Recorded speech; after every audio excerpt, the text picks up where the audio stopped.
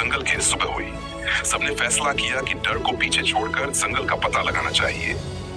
चलते चलते उन्हें एक जर्जर झोपड़ी मिली। झोपड़ी पर अजीब निशान बने हुए थे। अंदर घुसते ही नेहा ठिठक गई। उसे लगा कोई वहां खड़ा है, उन्हें देख रहा है। झोपड़ी में एक डायरी पड़ी थी, उस पर खून के धब्बे थे। रजत ने डरते हुए डायरी खोली। उसमें एक अजीब नक्शा था। नक्शा किसी पुरानी जगह का इशारा कर रहा था। सुमित और अरमान उत्साहित थे।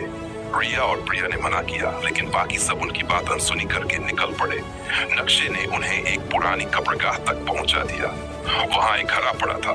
उस पर लिखा था, जो इसे खोलेगा वह इसका भागी होगा। लेकिन शिवम और सुमित ने चेतावनी को नजरअंदाज कर घड़े का ढक्कन खोल दिया। जैसे ही घड़ा खुला, उसमें से काले धुएं का गुबार उठा। धुआं जंगल में फैल गया। हवा चीखने लगी। तभी कब्रगाह की जमीन हिलने लगी।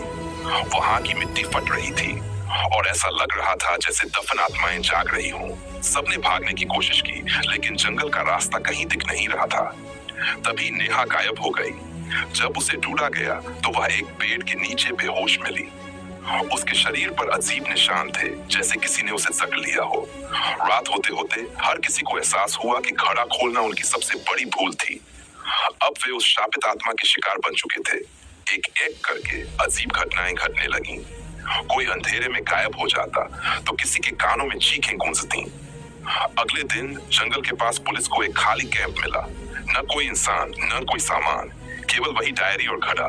घड़ा फिर से बंद था। उस रात क्या हुआ किसी को नहीं पता, पर कहते हैं उस जंगल से गुजरने वाले लोग आज भी उन दोस्तों की चीखें सुनते हैं।